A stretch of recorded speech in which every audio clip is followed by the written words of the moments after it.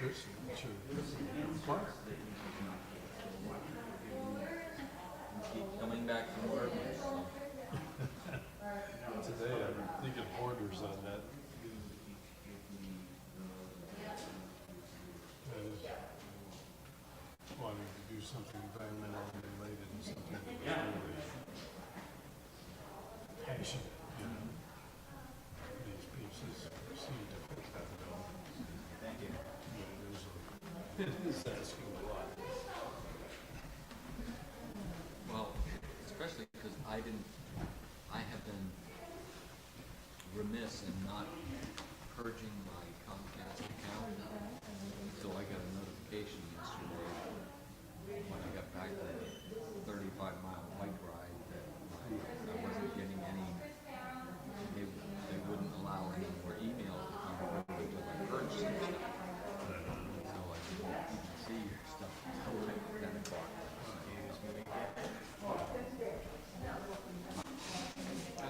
Well, one of my messages ended up in the draft folder.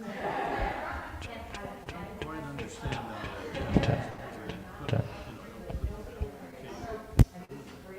Well, if you don't send it, go to do something else, it goes automatically stuck into the draft. Yeah, right, that's true, yeah.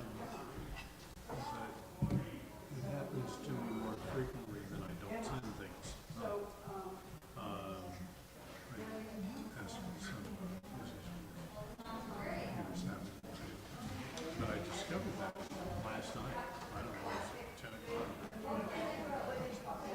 thought, oh my God, this didn't go out to them Saturday morning, so I sent it again, hoping it was the first one to go through. Well, something had gone out at 10:40 something on Saturday morning, but at that point in time, there was, we lost one of our dogs on early Saturday morning. Yeah. I was digging a hole in the backyard.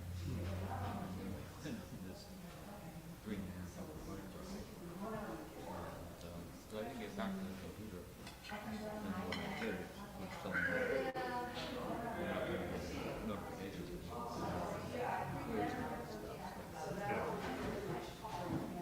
And they only had 100,000 emails. So what do they want? Yeah.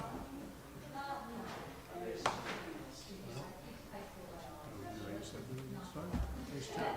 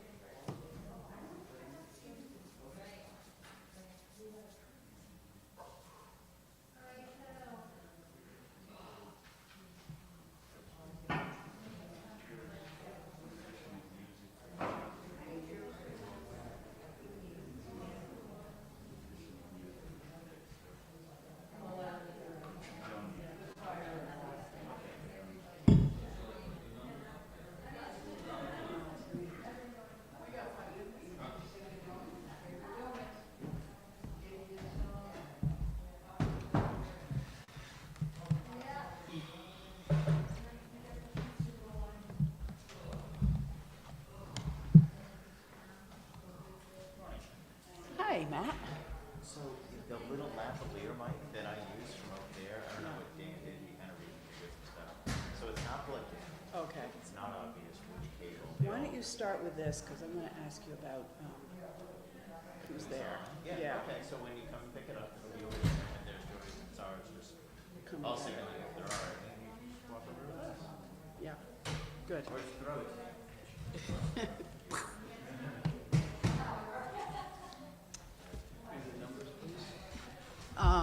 Yes. Well, let me first see. 1017 is the first one. You got it? And 1028 is the next one. You got it. 28. Is that it? Oh, Yes.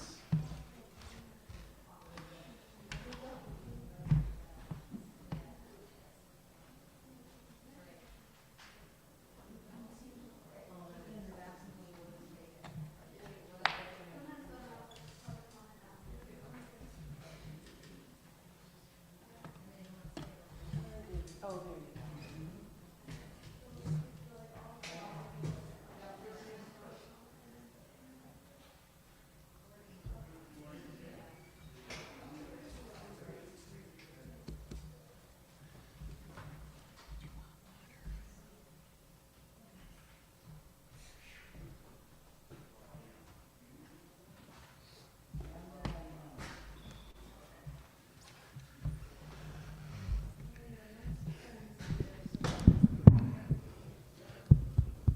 How's this sound?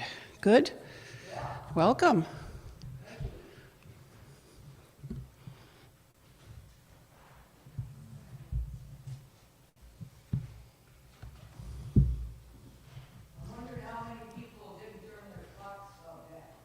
Well, they would have been here an hour ago.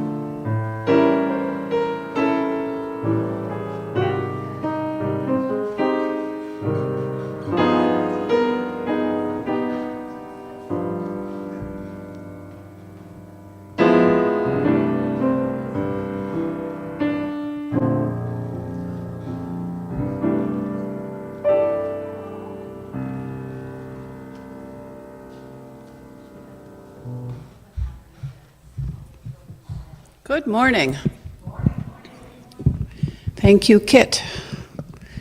Kit Johnson is with us every month to lead the choir and to play music. So thank you for joining us. Thank you for joining us. And thank Zoom for joining us. I'm wondering, well, first of all, welcome to All Souls. I'm Kate Mason, and I'll be your host today. And we have a kind of special service today. So let's let it unfold. So the first thing we like to do is greet one another, make sure everyone feels welcome in our space. So if you want to just turn, wave, knock elbows, say hi, who's in the room? And maybe at that same time, Matt can let us know who's on Zoom.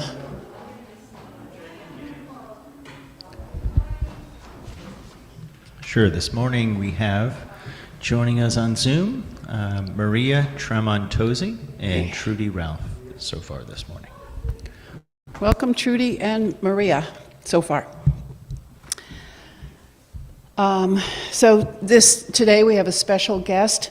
Amrita Rudder is joining us, and she'll tell you more about her efforts as a Sunrise Movement hub leader.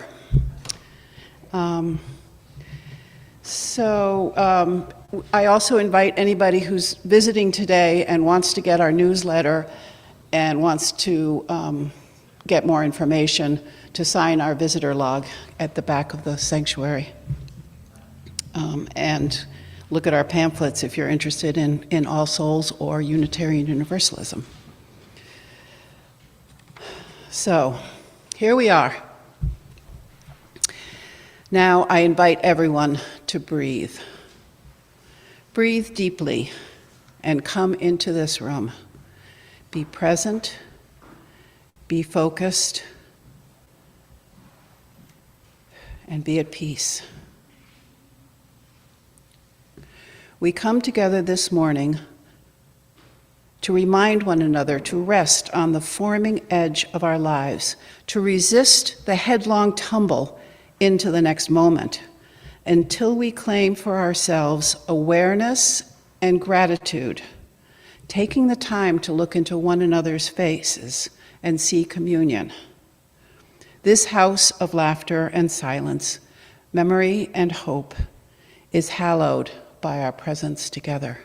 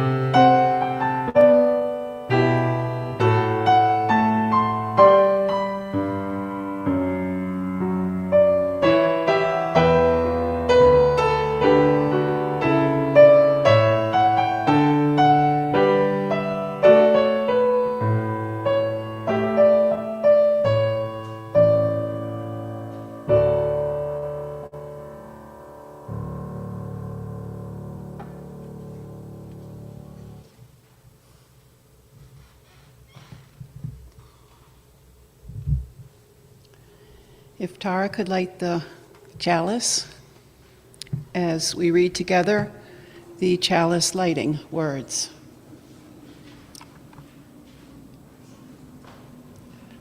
I sprung this on my daughter. That's what she gets for showing up, huh? The flaming chalice is the symbol of the Unitarian Universalist faith. It represents the light of trust, the quest for meaning, and the celebration of our lives together as we journey on our spiritual paths. And today, we have a very special opportunity, and I would love it if the Social Justice Committee, even if you wish you were on the Social Justice Committee, comes forward to help give some honors. Could you grab the portable mic, Rocky?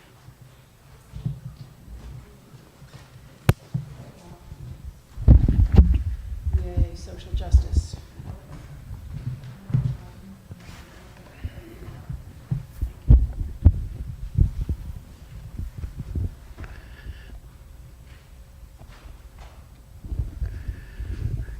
We have a very dedicated Social Justice Committee here at All Souls, and I had fun writing the little piece for the Faith Matters yesterday, and but now, unfortunately, Bill Ashley is not here. He was going to receive an award.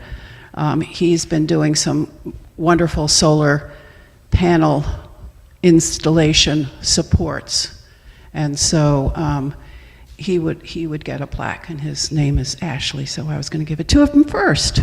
And next is Molly Chambers, and Molly has deserved this for a long time. Maybe you want to read it, Molly?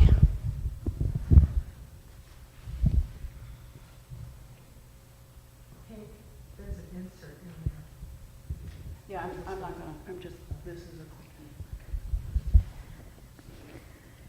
quick. It says All Souls UU Greenfield Social Justice Committee, November 5th, 2023, presents to Molly Chambers for 50-plus years of activism, fighting racism in Greenfield and other places.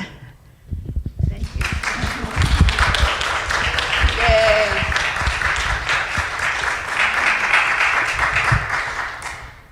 And Pam Kelly.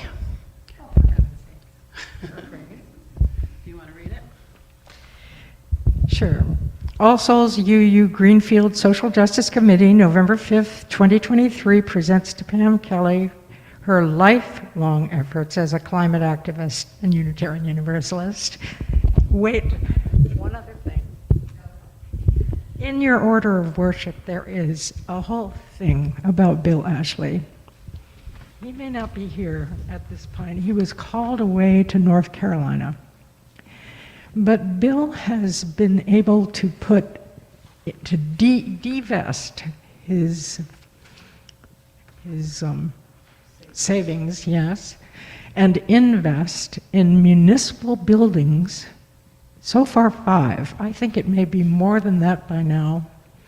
But he's invited municipal governments to put solar collectors on their municipal buildings at his expense. You know, it's like $35,000 a shot. So this is a huge investment in his part. And he drives an EV, and he's been leading a kind of EV effort. And that's not the only thing. We have a sort of nascent tree committee, and I would like to call Chris Parham. Would you come up, Chris? Yeah. Okay, I know that. So Chris is a botanist and has been teaching us something about tree planting, which pulls carbon out of the atmosphere and sequesters it in the ground. You want to say a word, Chris? No. No. So give a thanks to Chris, and also Christine Bates, Martha Elliott, Kate. Listen, this is a crew. The Anti-Racism Film Festival and this church is like a little beehive of social justice work, and we're grateful for it.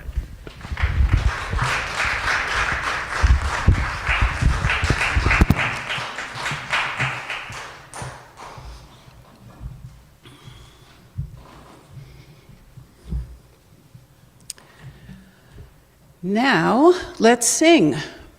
So there's either you got an insert or you have a teal hymnal, and we're going to sing hymn 1017, which is called Building a New Way.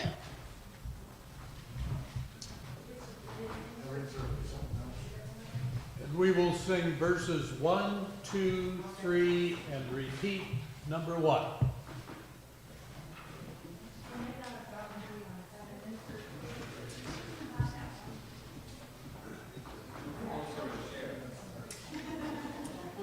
Okay, here we go.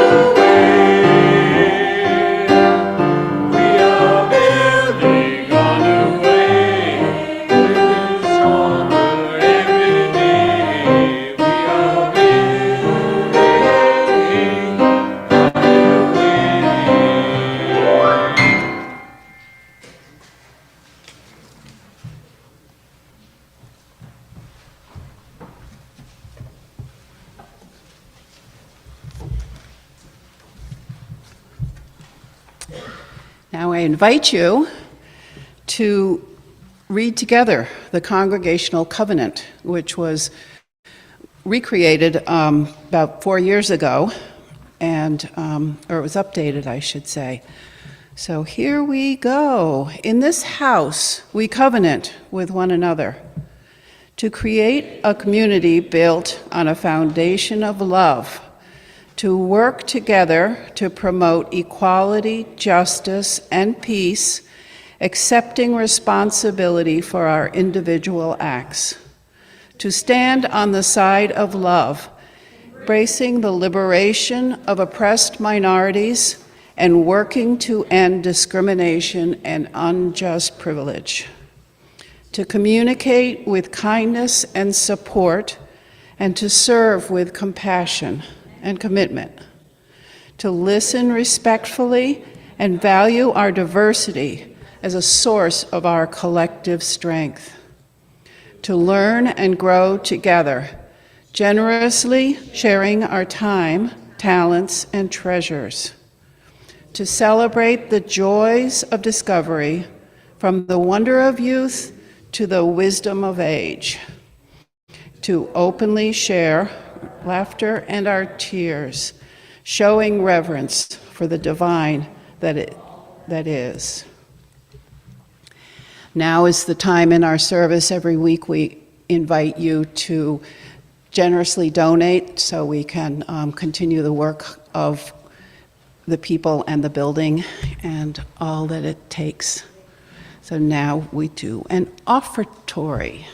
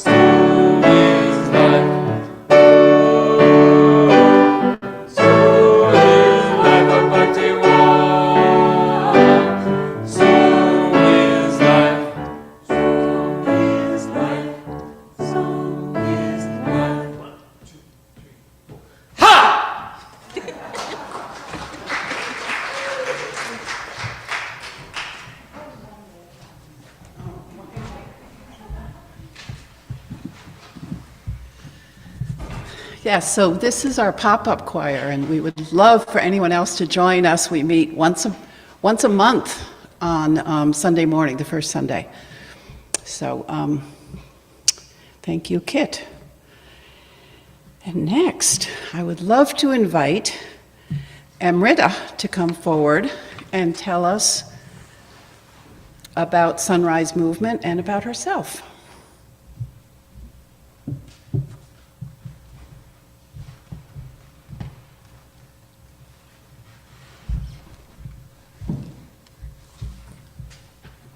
Hello, everyone, and thank you for being here on this lovely day. I am Amrita Rutter, a community organizer with the Sunrise Movement, and today I wanted to tell you a story. I learned about climate change when I was very young. Activism around climate change runs deep in my family. How's the audio? Not so good back there. Slow down. All right. My grandparents raised my mother on the farm in Tennessee because they believed that dropping out of the system was the only way to fix our world. So, of course, they explained the complex systems of oppression in America to me when I was around 7. Well, I didn't understand the complexity of climate change. From a young age, I knew I wanted to do something to fix it. That's how it was in my head. I was going to fix it. I heard stories about people like Greta Thunberg and Malala Yousafzai who took an issue and stood up for what they believed in. In my head, that was the end of the story. They had saved the world. I was going to be like Harry Potter and defeat Voldemort. I joined the Sunrise Movement when I was around 12. And although I no longer saw the world as part of the Harry Potter franchise, I still believed at my core that I was joining this movement to save the world. When I joined the Sunrise Movement, the pandemic was in full swing. Our meetings were online, town council meetings were online, school was online. Although I felt incredibly isolated at that time, it was the first time I remember genuinely feeling hopeful about the state of the world. We were going to face it together. The first project I ever worked on was a project to get solar panels over my high school parking lot. The idea is that we would create a solar canopy that would provide shade and electricity to the grid. To me, it sounded simple. I went before the town council to submit a resident capital request, which of course really took place in my living room on Zoom. I prepared my little speech, and after the inevitable, "We're so glad you're here. It's so awesome to see young people interested in this," died down, I spoke. The council received me with apologetic eyes. They thanked us curtly. The request did not go through. Despite my group's failure, I remember feeling quite powerful in that moment. I was a little 9th grader who had spoken up to my friends and family and teachers about climate change. But here I was saying it to an actual part of the government. There is such power in simply speaking your mind to the world. I had cast my vote. The world knew I didn't stand for these tired systems. In part, I felt powerful simply because history knew I had tried. It was in the minutes. The other people around me seemed a lot more defeated than I. They had already been heard by the world. Now they were actually trying to change it. I noticed how they seemed to feel guilt, like their failure somehow meant that they were responsible for climate change. At the time, I too felt responsible. This world, this beautiful world I had been lucky enough to be born into, was disappearing before my eyes. Every moment I spent at school in a classroom was a minute the sea was rising and precious forests burned. How many species would we lose while I was finishing my homework? We held tight onto this idea of hope. We repeated it to each other, that we believed it was possible to stop climate change, that we believed in ourselves and in each other. We talked about hope as if it was a crime not to have it, as if admitting we weren't hopeful would put the whole movement in jeopardy. Around this time, I wrote this poem called Hope is Heavy. Hope is heavy, like pound cake or a waterfall. It rests on your shoulders like a small child who is too tired to walk. Hope is a gamble. Your emotions are on the line. It only lifts you as high as you can trust in it. Hope is a burden, a secret weapon, a ladder reaching for the clouds. Hope is wonderful and suspenseful, and it takes practice. But most of all, hope is the only option, because without it, where would we be? Dead? Alone? Hopeless? When you give it up, you are quitting, letting go of the rope, falling away from the stars. Without hope, you're useless, afraid to get your hopes up. And that's not fair, to yourself, to the world. Hope is like a deep breath. It keeps us alive, but only if we want it to. It is a language if we keep talking, a song if we keep singing it. We are born with it. It is what keeps us alive. Hope is the will to survive, the will to fight, the will to thrive. It is trust in the stars and your own shaking hands. So in a way, when you give up hope, you give up life. And we need every life right now, every heartbeat. So please, please don't give up hope. Breathe it in, cling to it, climb it. Hold on tight and don't let go. Trust it will hold you. Hope is heavy, like pound cake or a waterfall. It rests on your shoulders like a small child who is too tired to walk. But you're strong, and you can hold it. In the following years, we continued the solar project. Eventually, a feasibility study was done. It all took so much time. The request, getting the money, hiring the consultant, and then it took another 6 months to get the study published. My group was tired and still full of guilt. By that point, we had turned over leadership and most of our membership. So much in the world and in our hub had changed, but we were still stuck fighting for the same stupid solar panels. It was then, I think, that I began to realize how little control I really had.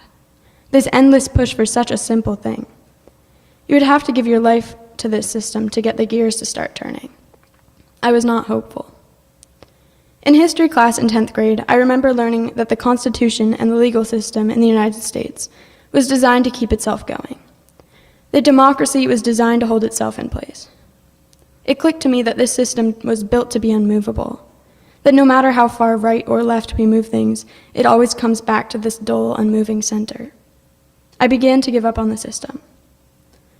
I continued to fight for the same solar project. Now, with the feasibility study published and affirmative, there were zoning bylaws that needed to be reworked. My head was thick with grief and guilt.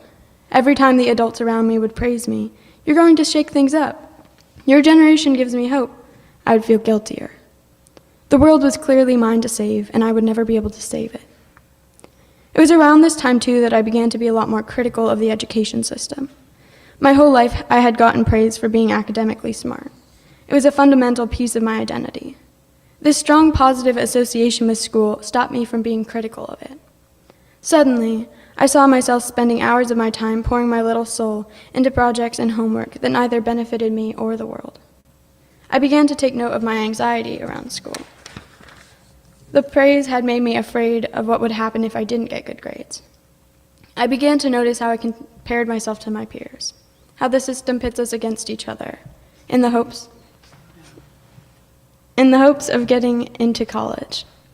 I realized that as much as we like to call our school a community, we weren't one. We didn't depend on each other. We stepped on each other on the way out the door. In the wake of all this, I felt hopeless. This system was geniusly designed. It was unmovable, bricked in by the pillars of white supremacy and cemented by bureaucracy. I remembered my mom's family, how they had dropped out of the system and found community.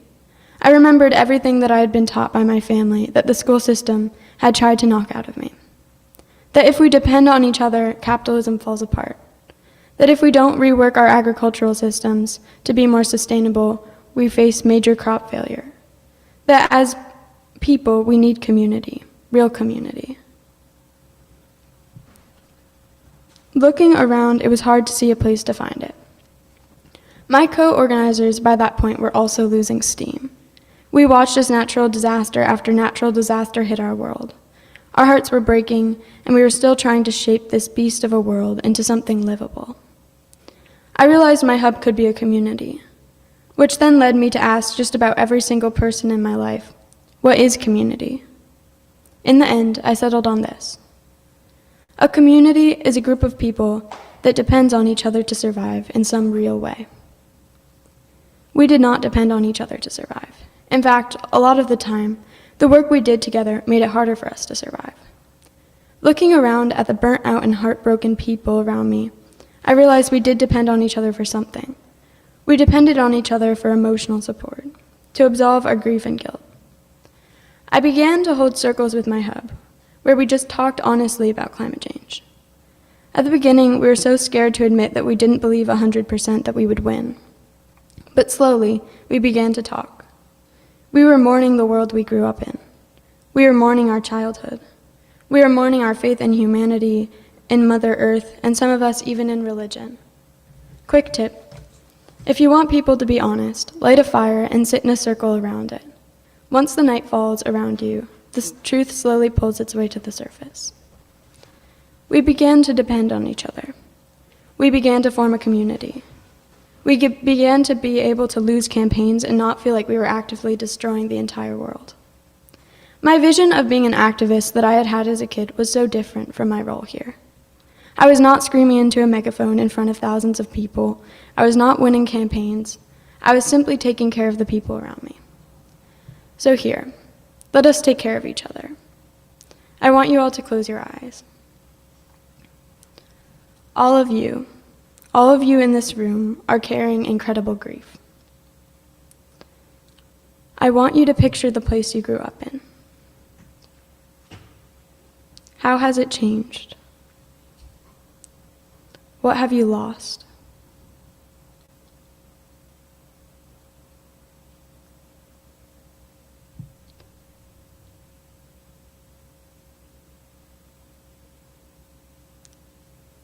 I want you to remember what you dreamed of as a little kid. What did you want to change in this world?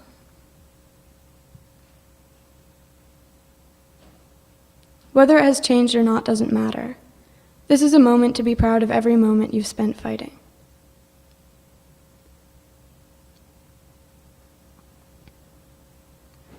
Come face to face with your grief, with your fear. It's okay if you don't feel hopeful. Be in this moment.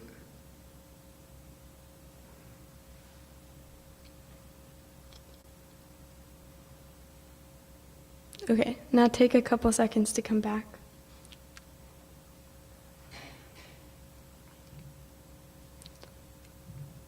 All right. Now I wanted to ask you guys to take a couple seconds to talk to the people around you about what you were just thinking about.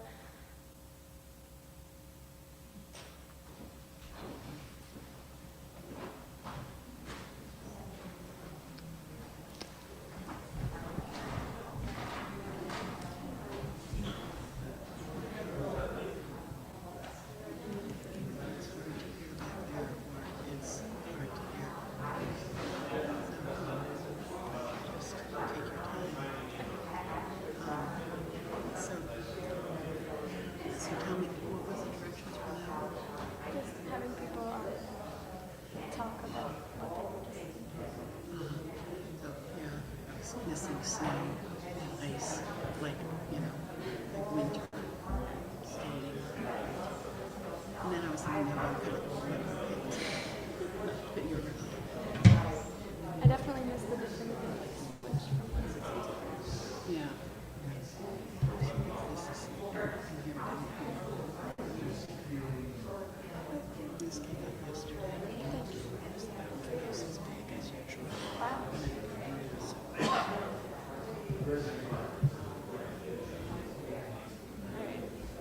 I have like 2 more questions.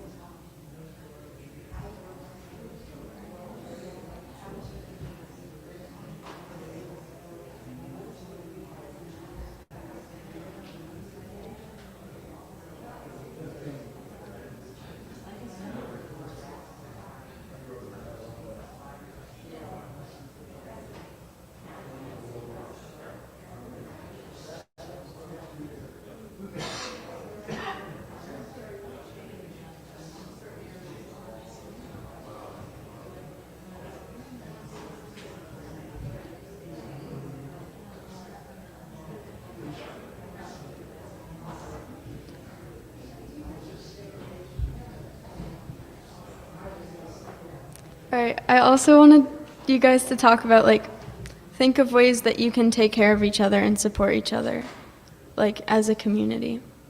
But you can. In what ways can you take care of each other and support each other as a community through these feelings?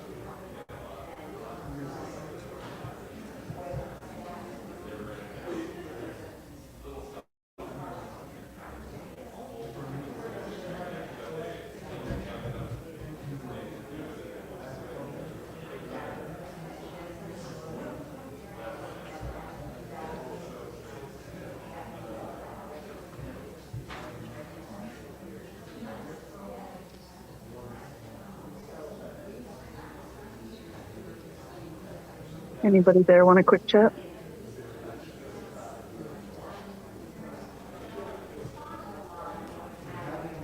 Anybody on Zoom want to quick chat?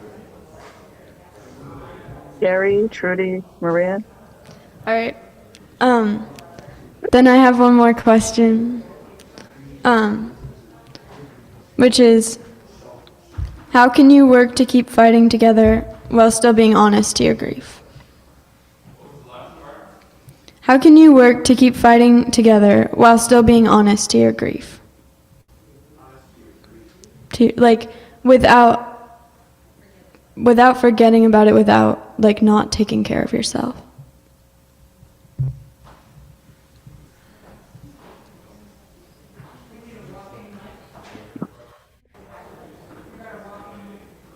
Wow, these are quite the questions. I don't even know I have to wrap my mind Small around. groups. It's true. But you definitely touched on something that has been an active part This is an area that I have been working on in my time. for several decades, since I read Joanna Macy's and Chris, I can't remember her partners, in writing the book Active Hope. And she wrote so much about what you are going through, and her cure, her solution, is that we work together in community to do whatever little project we can find to do. And I have papers that I'm going to pass out today that I keep updating with things that you could do alone, things that you can do in community, that make changes in your life and the amount of carbon and dioxide and methane that you release, your CO2 methane footprint, so to speak, how you can make those changes. And I think when you have a combination of people working on their own or with their families or with their neighbors, as well as other people like myself joining groups like the Sunrise Movement or the our social justice, and it's a social justice and environmental justice movement. We kind of keep going back and forth between assuaging our own guilt by making changes in our own lifestyles, and some of the changes are wonderful. Like I don't have to carry big loads of water, bottled water, seltzer, or laundry detergent, because I have alternatives to all of that I can fit in a little shopping bag and even walk home with or ride a bike home with. Those kinds of changes buoy up our hope and assuage our guilt, as well as talking to other friends and neighbors about them in groups or just informally as we meet on the street or in the supermarket. That's how it works for me. I want to say too that after the service, there's going to be a open mic, a discussion, a brainstorming opportunity that Pam will be leading. So I hope that many of you can stay and think about an antidote to grief. Does anybody else have something about grief? I think acknowledging grief is important, but finding what we can do about it is also good. Shall we go on?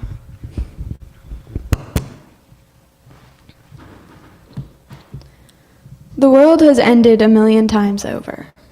People are forgotten, rituals are forgotten, books are burned, and languages die off. In these moments, it has never been the role of one person to save the world. The world is fucking huge. It is our job to take care of each other. It is our job to survive. The climate is changing. The world will never be the same as it once was, and I've accepted that. What's important now is that we hold each other tight, that we love each other strong, and that we don't stop fighting for what we believe in. This life is not going to be easy for any of us. We'll need to find new ways of survival, possibly ways of survival that no one has ever experienced. I'm not fighting to change the world, I'm fighting to survive. My ask of you is that you take care of each other, that you find ways of fighting together that feel real.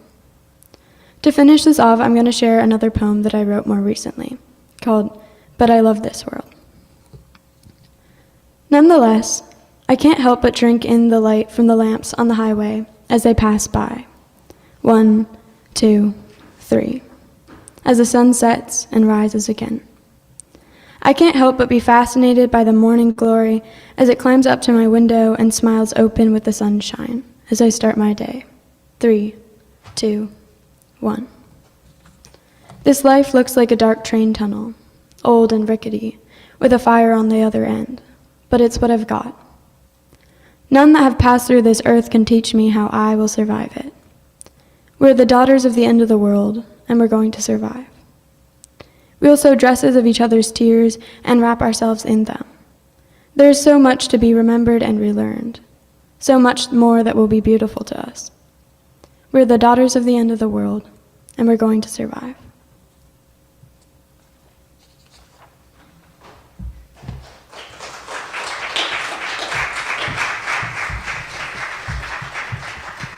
Thank you, Amrita. Now we have another song. So it is Fire of Commitment, 1028 in your hymnal.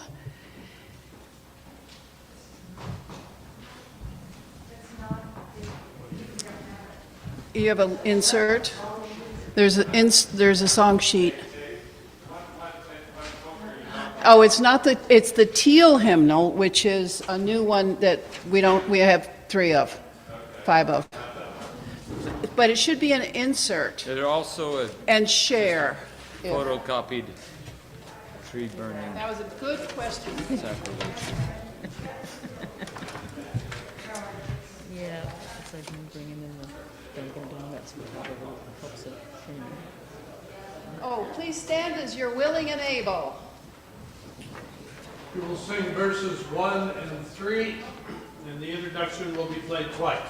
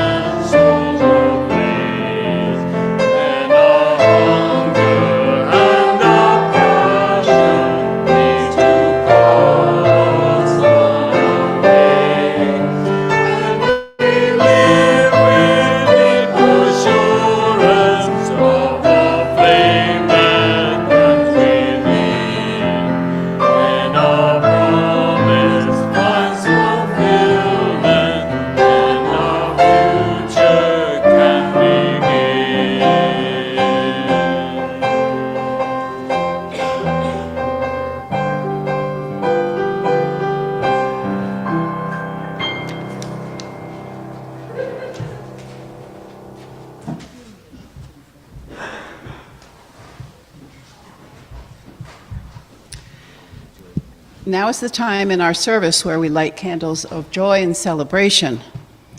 And you will have the mic brought to you. Please open your hearts, speak of a deep joy or sorrow. And it's not a time for announcements. And we especially welcome visitors to introduce themselves and just let us know your name. And Rocky will bring a mic to you.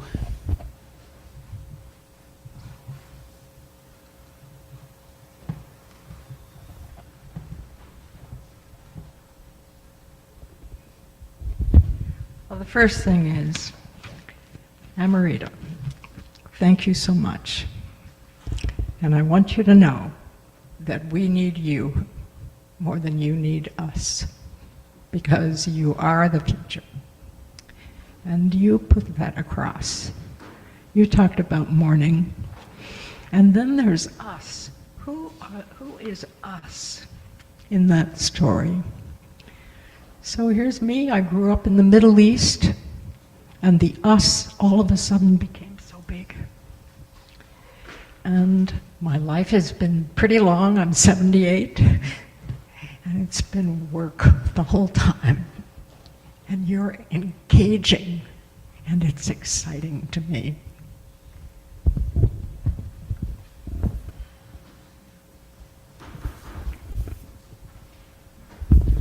My name is Emma, and I went yesterday to my mother's 100-year memorial service. She died at 108 months old, and she spent her life, particularly the last decades, as a communitarian. And when I went to the memorial service, I want to light a candle of the joy that was shared there, because there were over 100 people that were honoring how she had helped them find joy in doing a lot of work which was very environmentally oriented.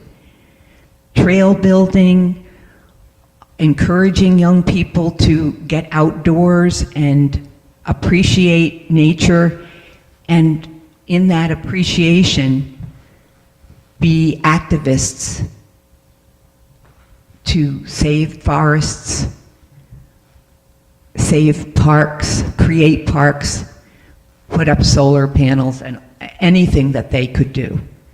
And I call her some of the original environmentalists, and she raised 3 children and has and grandchildren, and we now have and great-grandchildren, and all of them are devoted to making the world a better place rather than making it worse.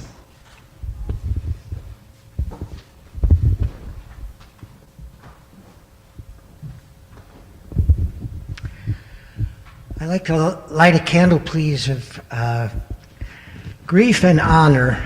My friend Sidney B. Simon didn't quite make 100. He got to 93. And at his memorial service, there were so many touching stories of the ways in which he'd been such a good dad to his 4 children.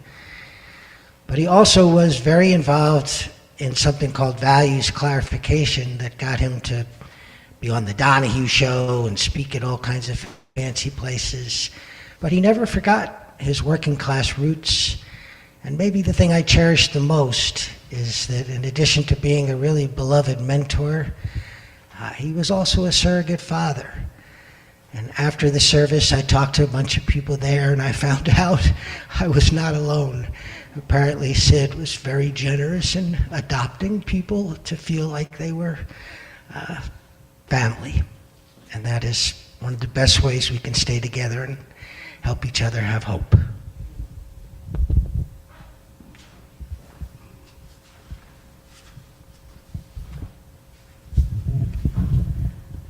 My name's Ella Ingram. I'm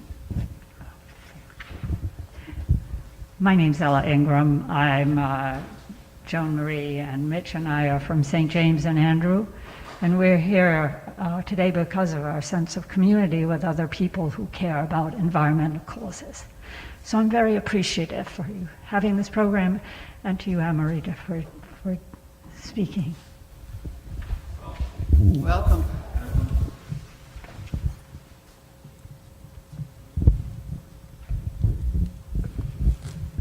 Hi, I'm Ellen, and this week and all the weeks past have been difficult. So I guess a candle of sorrow for all the people suffering in the Middle East right now. And I keep thinking about the things I got as a gift from my family when I was a child. It was a form that said a tree has been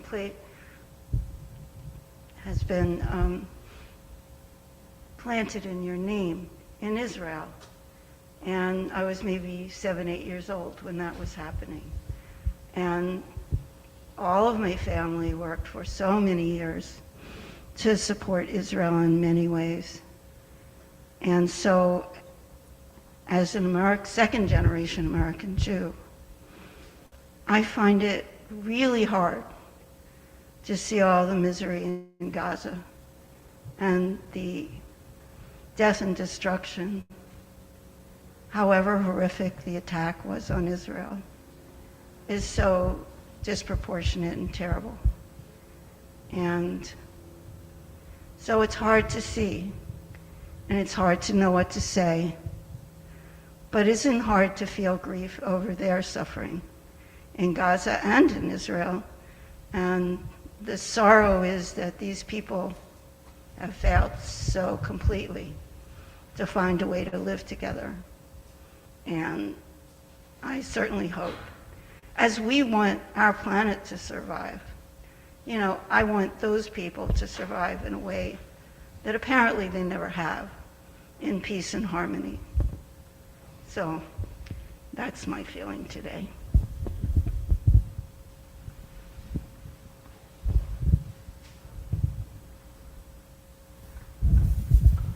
My name's Andrew Baker, and Rita, I want to thank you just for calling me back to the farm in Tennessee, which I visited when I was 19 years old, back in 1979 or so, and fascinating place. But I want to offer a candle of joy, because yesterday was one of my joyful days where I get to turn my compost pile. And and it's just such an amazing and wonderful community of creatures, of worms and trilobites and centipedes and the millions of creatures that I can't even see, who make our lives possible. And that thin layer of 18 inches of topsoil that we all depend on comes from those little beings. So thank you.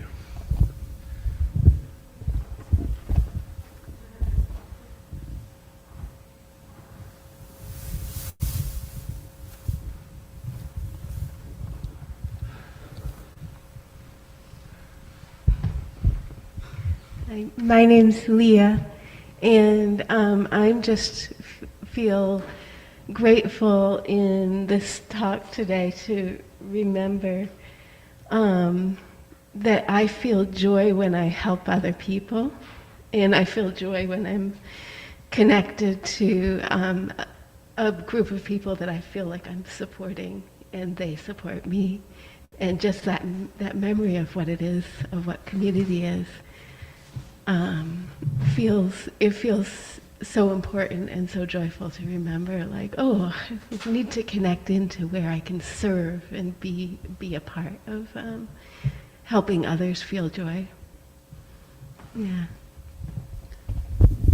Hi, my name is Jimmy, and I'm feeling a lot of joy from this moment here in this room with all of you, and the way the sunlight is coming in through the window, and I feel relatively safe, and I'm not hungry, and I'm not cold, and I feel grief for all of the people who are displaced by war and violence and oppressive systems in the world right now.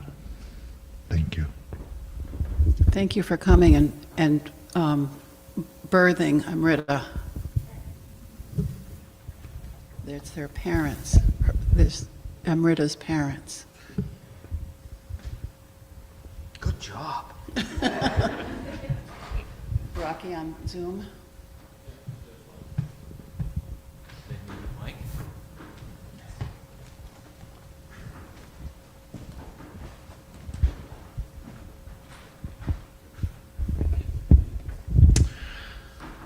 Christine would like to share that she is full of joy. She shares, my daughter has been well enough and able to return stateside. I am full of sorrow. I feel the grief of not giving my Someone's very happy about that. But she's also very full of sorrow. She feels the grief of not having my children and grandchildren and the earth in a better way. My heart was cracked open by your words, Amrita. We'll be having a fire to share. Thank you.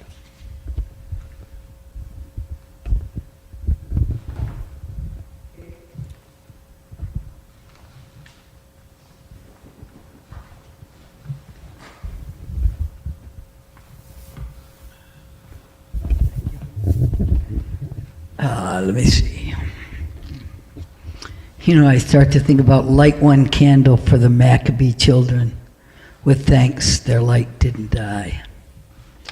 I'd like to light a candle of hope, thinking about we have over 300 homeless here in Greenfield.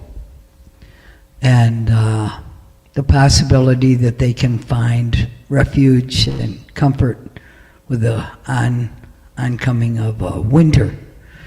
And the other candle I'd like to light is light the light for the light, realizing the unity of all of those people in the world that stand for peace, sing for peace, speak for peace. We are not alone. We are a unity, and let that light shine. And thank you again for today's topic. It's really good to see young people stepping forward. Okay, thanks.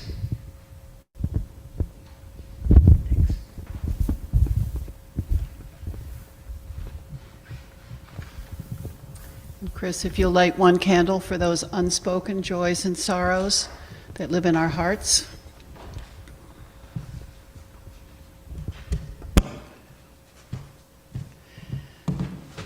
Spirit of community in which we share and find strength and common purpose, we turn our minds and hearts towards one another, seeking to hold in our hearts all our joys and sorrows, both spoken and unspoken. Let us open our minds and hearts to the place of quiet, to the silent prayer for the healing of pain, and the soft, gentle coming of love. Blessed be. And now our tradition at All Souls is to sing Prayer to Friends, which you will find in the front of your gray hymnal. It's an insert.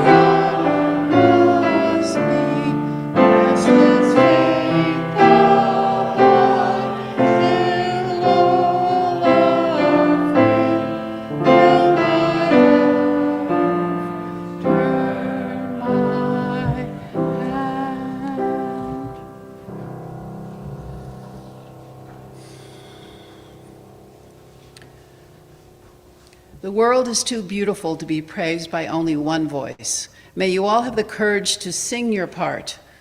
The world is too broken to be healed by only one set of hands. May you have the courage to use your gifts. Go in peace, create peace, be peace. After the postlude, we will gather for coffee and conversation. And then lunch. And the postlude is by Horace Silver, and it's called Peace.